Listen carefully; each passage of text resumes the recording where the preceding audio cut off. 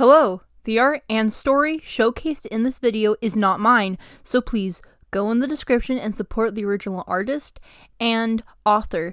Thank you! Hello everyone that happened to click on this randomly generated video. I'm Nelcor, and today I bring you the Chapter 6 reading of Tedium In Blue. That's right, folks. This is coming back. Yay! Okay, so, first things first, please go in the freaking description and follow TrashyWitch because she wrote this. I did not. This is the only thing that I haven't written, that I have not written or created on my channel, so please go check out the original author, which is TrashyWitch. I have given all her fanfiction socials. She's pretty chill, she's good, I talked to her, she's a really kind person. Yeah, give her a bunch of love, and if you don't want to wait for me to read this entire thing, then please go read it yourself. It's really good. It's really good. I read this, like, a while ago. It's amazing. Anyway, if you haven't, listened to my other stuff, or if you haven't listened to the other chapters, I recommend you listen to them, or if you haven't read the other chapters, read them, and then come back to this video. I'll give you a minute. Okay, hopefully that was enough time for you dweebs to, read everything, because I'm, counting that you have, like, some pretty fast reading skills. So this is gonna be, I've been doing this weird thing of trying to make it professional, like, non-professional, so we're just gonna, like, jump right into this. Don't mind me. Okay, Chapter 6! The days following the second meeting with the mysterious merman proved to be interesting, to say the least. He soaked up information like a sponge. It seemed like he was not only mimicking words back to you, but actually understood the context behind certain words and phrases. Holding a proper conversation was still a faraway possibility, but he understood the meaning of yes, no, hello, and goodbye. After only a few hours, you never thought yourself any sort of teacher, but helping an adult, well, you assumed he was an adult. Okay, you never thought yourself any sort of a teacher, but helping an adult, well, you assumed he was an adult. His physique certainly didn't seem like that of a child. Wasn't so bad. The MCB thirsty though, bruh. They be thirsty, because this is a gender neutral story, but fun fact. Actually, when I first read this, I imagined the MC as my OC Gambaru, which I ship with Bakugo, so yeah, that's nice. The smug look on his face when you praised him for getting something right was worth the effort.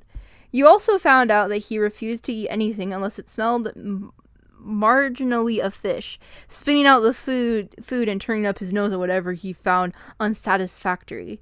He was not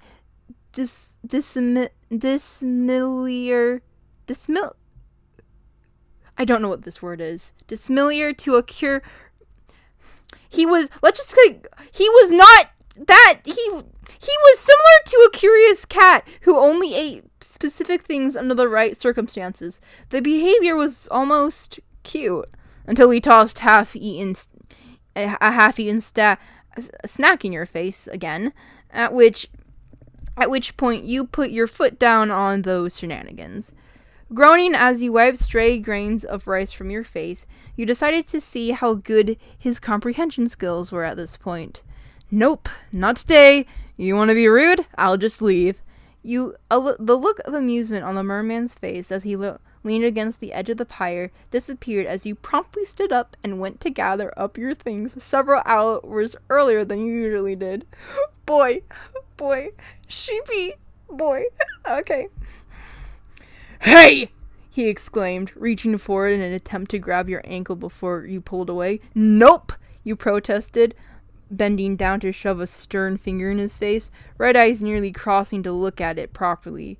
If you don't like something if you don't like something, that's fine. But you can't keep throwing crap in my face. I'm aware you know what nice is. We went over it yesterday, and you had no problems then. You gotta be nice or I'm leaving, you said, emphasizing the word. He growled and promptly tried to bite your finger, but you retreated just in time. Well, that's it. Have a good night, Mr. Merman. Maybe I'll come back tomorrow. Turning on your heel, you headed down the pier, ignoring his whines and angry yelling before hearing a distinct splash. Pausing in your walk, you turn around, and sure enough, the merman was no longer on the pier. An empty familiarity mirroring the days before he came along. Well, damn, was that too harsh? I shouldn't scold him like a pet. He's too smart for that. But I'm tired of getting food and water in my face.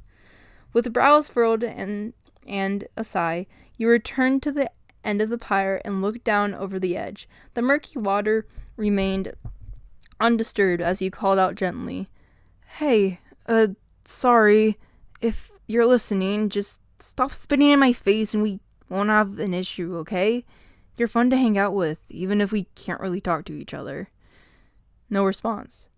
Waiting around for a few more minutes, you resigned and stood up, running a hand through your hair. I was just joking, by the way. I'll be back tomorrow, and I'll bring a good snack. Promise. You weren't sure why, but the thought that he might not return brought a chill to your chest. As you walked away towards your apartment, you missed discerning red eyes following from a distance before disappearing under the gentle shifts of the ocean current. On your way back to the beach the next day, you stopped by a fish market to grab some fresh fish. No rice or frills this time, just meat. It was more expensive than what you normally bought, but hopefully a peace offering of something a bit nicer might pacify him a bit. However, you stopped short in the pier. Today, you weren't alone. A couple of dark silhouettes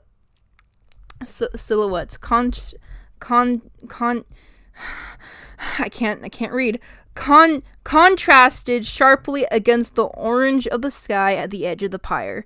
Creeping closer, hoping not to draw too much attention to yourself, you set down your package of fish and sat down on the side, far away from the end where the two strangers conversed. The creak of wood under your weight made a head turn in your direction, though it turned back around for a second, continuing a loud conversation with his companion. Well, he probably won't show up now, you whispered under your breath.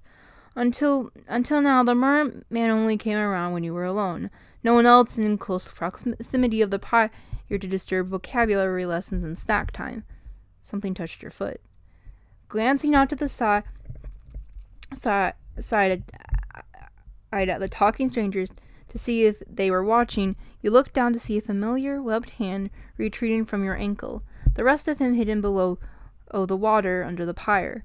After a second, blonde hair emerged, crimson eyes fixed at the end of the wooden walkway with an obvious scowl. It seemed like you didn't scare him off yesterday, though the reunion was disturbed by a pair of loud fishermen who seemed perfectly settled in their spots.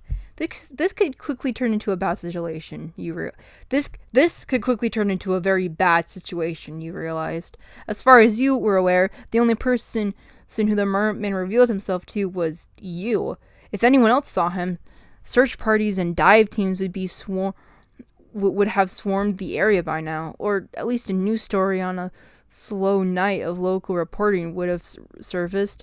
You had no way of controlling what he did, though it seemed he was wary enough of most humans to keep his distance, which made you wonder why he revealed himself to you in the first place. A familiar claw touched your foot again, silent and undetectable except to you. Your eyes shifted to look down, but a voice across the way snapped your head in the stranger's direction. Hey, you! Got any bait over there? Grunted the gruff voice of an old man.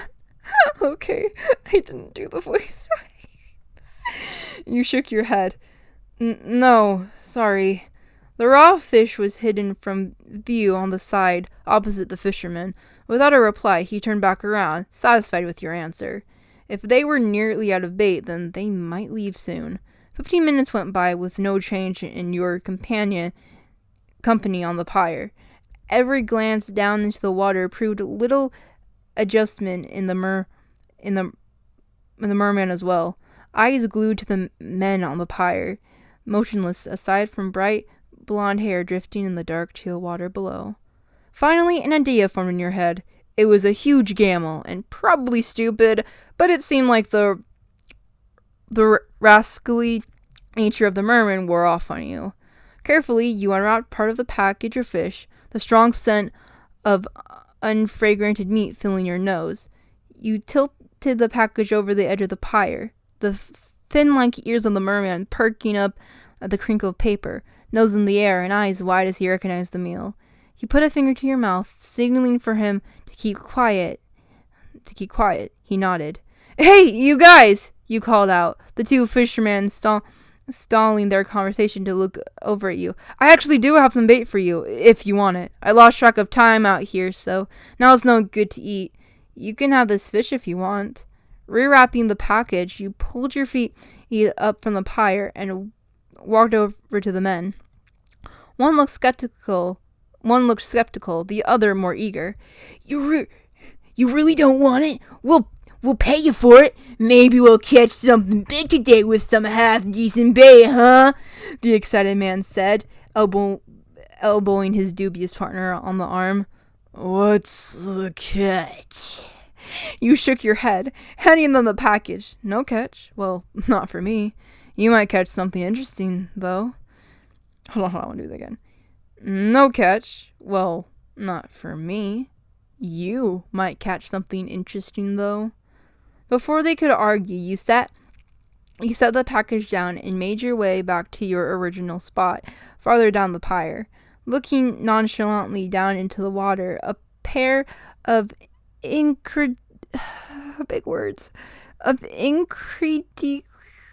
red eyes stared at you, fanged mouth gaping as he watched you give away his fish to other humans. The absolute nerve! You winked, tilting your head in their direction. You both watched as one of the fishermen hooked a large piece of fish onto a pathetically small hook and cast his line out, the bait plopping into the water like a small brick. Turning his angry eyes back towards you, he watched as you mimed a gesture subtly with your hands, hidden from the view of the two men. It only took a second for him to register what you meant. A devious smirk appeared on his face before diving under the water, undetected and unnoticed to everyone but you. However, the idea you had in mind was turned upside down as a live fish came flying out of the water, hitting the man holding the bait pole right in the face with a deafening slap, causing him to drop his fishing pole from shock. Your hands flew to your mouth, tears gathering up in the corners of your eyes from trying to hold back laughter. Rather than simply steal the fish from the hook, the merman took it 10 steps further and interrupted your flicking motion as tossed food at his face. Well, the plan seemed to work, as you watched the struggling fisherman fling the fish back into the water with a yell as he watched his fishing pole promptly sink into the darkening water, pulled downward by an unseen force.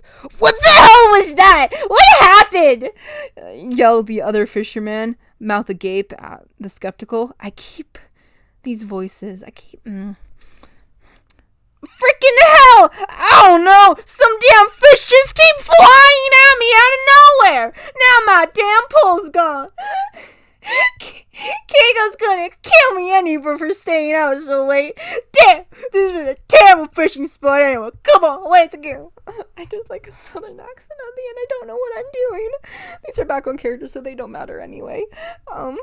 The angry one exclaimed, snatching up a tackle box and marching his way down the pyre, his friend quickly gathering up his own items and following behind. He didn't bother grabbing the leftover raw fish sitting on the edge of the pyre. Gathering yourself up to keep from laughing, you watch the two men and hop into a battered-looking car and drive off. Once you were sure you were finally alone, laughter spilled out of your mouth, feet kicking above the water. Holy cow! You threw a fish at them, you deviant! That's not what I meant at all, but I guess it worked! After a minute, your laughter died down. Swinging your legs up onto the pyre and walking over to your normal spot, you sat down next to the open wrapper of fish, a smile lighting your face in the dim light left over from the waning sunset.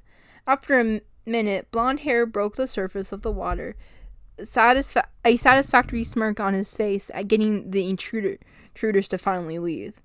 Well, I guess your expertise in hitting faces paid off. Grabbing up the remaining piece of fish, you held it out as the merman licked his lips below you. He easily caught the piece in his mouth as you tossed it down, wiping your hand on your pants of fishy residue. It wasn't long before the meal was gone. The merman wasted no time on the treat. When red eyes met yours, it only took a moment for you to sputter about. Another round of laughter bellowing from your chest at the antics. He mirrored your laugh happily, orange and gold fishtail slapping against the water. However, he abruptly stopped and dove under the water, disappearing in a flash. What? Hey! You looked around quickly to see if any other intruders were around, but you were still alone on the pyre, so why did he... Leaning back with surprise, you still weren't used to his sudden airborne entrances. You watched as he hooked himself onto the side of the pyre with his strong arms before pulling himself up to actually sit next to you for the first time. The discarded fishing pole lay in his webbed hands, empty of bait, fishing line tangled in a knot. With what looked like surprisingly little effort, he snapped the rod in half and dropped it behind him, the echo of plastic and metal vibrating gently against the old wood of the pyre. Swallowing hard, you tried not to stare, but it was difficult. This was the closest you'd ever been to him on equal footing, and hiding under the water did him little justice. The human-like part of him was ripped, the lean muscles of a strong swimmer running from his neck down to his torso. I'm sorry. When we get to describing how hot he is, I can't. Okay, where was I?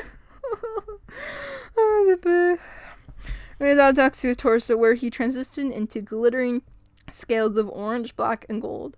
Though the light around you was dim, the moonlight from the sky echoed off him like a shimmering ghost. How someone could encapsulate the warmth of the sun and the beauty of the moon all at once was something you couldn't even begin to comprehend. At that moment, as he turned his head towards you, crimson eyes gazing into your very soul, taking your breath away. He was glorious. You were about to turn your head away from embarrassment, but something else caught your eye. His tail. It was the first time seeing it up close out of the water, and scars ran up from his fins nearly to his waist. His red eyes followed your gaze, and seeing where you were looking, growled low, and made like he was about to jump back into the water. Sorry, I didn't mean to stare, you mumbled out, putting your hands up defensively. He paused in his movements, waiting for you to say something else. I guess that explains why you don't want anyone touching it. Did humans, you said, pointing to yourself, do that? Pointing then to his tail, littered with marks, long and short, thin and wide. He looked away with a sneer, but shook his head in a defiant no. You noticed his clawed hands gripping tightly to the edge of the waterlogged wood, knuckles straining and muscles tense. As much as you wanted to comfort him, you thought it a bad idea to try and touch him at this point. He let you see him completely, unhindered by illusions of the seawater. It would be foolish to push closer contact unless he instigated it. Sorry, you don't have to tell me where they came from. It's not my business. Scars, both emotional and physical, are always the most difficult to reveal to someone. riddled with painful memories or stories of loss. It wasn't your place to meddle, no matter how strong your curiosity. It's very pretty, though. Your tail, I mean. Scars and all. Turning his head slightly to look back at you, his expression was unreadable as he lifted his tail slightly off the pyre, giving you a better view. You'd seen artist renderings of mermaids online and in storybooks, and on more than one occasion you'd seen what looked like knees, as if they drew a tail on top of regular human legs. Real merperson tails didn't appear to work like that, however. Though strong and sturdy, there was no bend in the middle, only a perfect curve of scales and fins, reflecting against the moonlight. The silence stretched on between the two of you, unsure of what to do or say at this point. Surprisingly, the merman was the one to break the awkwardness. "Think for fish," he muttered out, turning away from you once again. It was one of the few complete sentences he'd spoken, proving that your teaching wasn't completely in vain. Your face lit up at his simple words. "Oh, you're welcome. I felt bad about yesterday, but please don't flick food in my face anymore. Deal?" "Deal," he said in response. Hopefully, he meant it. Maybe tossing that fish into that guy's face got it all out of your system, It really was funny, though. As long as it's not at me, keep tossing fish. Just don't get caught. He snickered at your words, apparently confident in his ability to stay hidden. No other human knew he was there, knew he existed. A secret kept in present company. While you stared at the reflection of the moon across the horizon of the ocean that met the sky seamlessly, he stared at you, and only you. Dude, Bakugo got the feels, bro. He like you good. Well, he liked me because I'm reading it. This was this chapter. I hope you enjoyed. You might have noticed the thumbnail. I'm going to address it. Yes, it is Gacha Club. Yes, I did edit freaking muscles on my Bakugo Gacha character.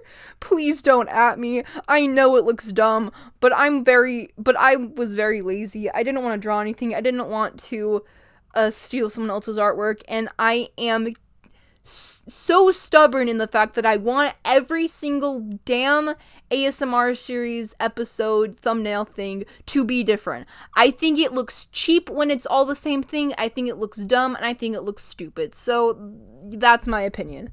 Look at Yagami Yato. She does different thumbnails. They all are the same color tone, but she does different thumbnails, and it doesn't look cheap. It looks cool. I like it. It's some nice stuff. I'm sorry, I shouldn't have done that. But yeah, I hope you enjoyed this video. I'm probably I don't know what the next video will be. I'm going to try to do a Shinzo video. I'm going to try so hard to do a Shinzo video. I'm going to try to do the first episode for that Shinzo video because I need to do it. I love doing his voice by myself. I need to record it. I love him. I'm going to start up my own Bakugo series soon. I don't know whether I'm going to write it or whether I'm going to freestyle it like my other stuff, but we'll see. We will definitely see. Anyway, hope you enjoyed this. This has been Nelcor. Have a lovely day, and now it's time for me to sign out. I still don't know how to end my videos. Okay, bye.